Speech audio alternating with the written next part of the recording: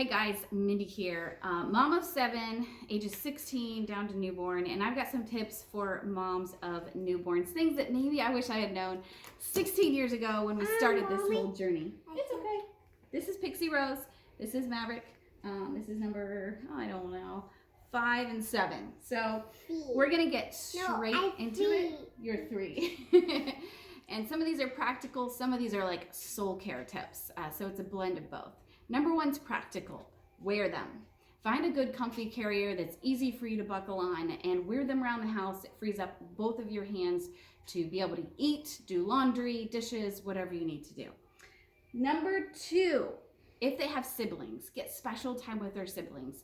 I recommend 10 minutes a day. That comes from Children's Hospital parenting class, not from me. But 10 minutes of one-on-one time with you and the sibling every day. There is so much more I could talk to you about siblings, maybe in another video, but for now, if you do that one thing, it'll make a huge difference in that sibling rivalry, jealousy stuff. Number 3, burping. Say burping. This is simple, but it's so important because if you don't get the burps out well with a newborn, you're gonna have gas pains later and nobody wants a fussy baby. And so what I like to do, take the burp cloth under the chin, look at that squishy little face, and hold them up like this so they're nice and upright. Give them some pats on the back. Remember, the stomach is on the left side of the body, so you can kind of go that direction. If this doesn't work, I give them a few lifts. And last case scenario, walk your fingers up the back of their spine. It kind of forces them to arch. See him kind of wiggling around like that. And sometimes that'll it got a bubble out, so there you go. Apparently I didn't do a good enough job earlier. So that's burping.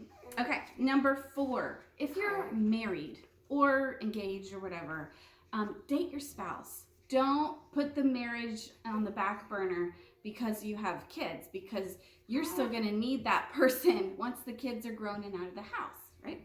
And so, so date your spouse. Justin and I've had 2 dates since we had this one. He's 1 month old. 1 date was with baby, 1 date without baby. And on the note of marriage, don't murder your spouse in the newborn phase. You guys are going to fight. You're both going to be sleep deprived and stressed out. Everybody's adjusting. And so don't murder them. Don't divorce them. Give them some grace. Have them give you some grace. Everybody in the family needs grace in the newborn season. Okay. Number 5, stock up on quick snacks that are at arm's length. On our counter, we have apples, oranges, bananas, nutrition bars, apple sauces, things that me and the kids can snag real quick so that, you know, if somebody's hungry and you're holding a baby, you don't have to worry about them starving or you making a whole meal. Okay, number 6, communicate your needs. This is a soul care thing. You have needs, even though you're spending a lot of your time meeting the needs of another human or many other humans. Communicate what your needs are to a support person, your spouse, family members, the kids. Our older girls know when they come home from school, I'm probably gonna ask them to hold the baby so I can get a quick nap in, because that's one of my needs. Number 7, you don't need nail clippers when they're this little, because you have teeth and they have really soft nails. So you just bite them off. And they don't have to worry about blood gushing everywhere because you clipped their finger and not their teeny little fingernail. So ditch the baby fingernail clippers for now. Number 8, let the house be. You're spending a lot more time at home. You're probably stressed out about the way it looks. You're probably tempted to use this time for renovation. Pixie Rose. Shh.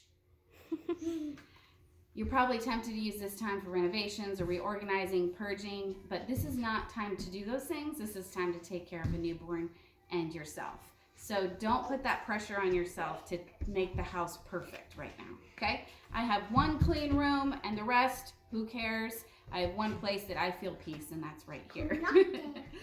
Number 9, the fussies. Every newborn gets fussies. Don't get fussy yourself just because your baby's fussing, because they can feel that stress. So the best thing you could do is keep your calm.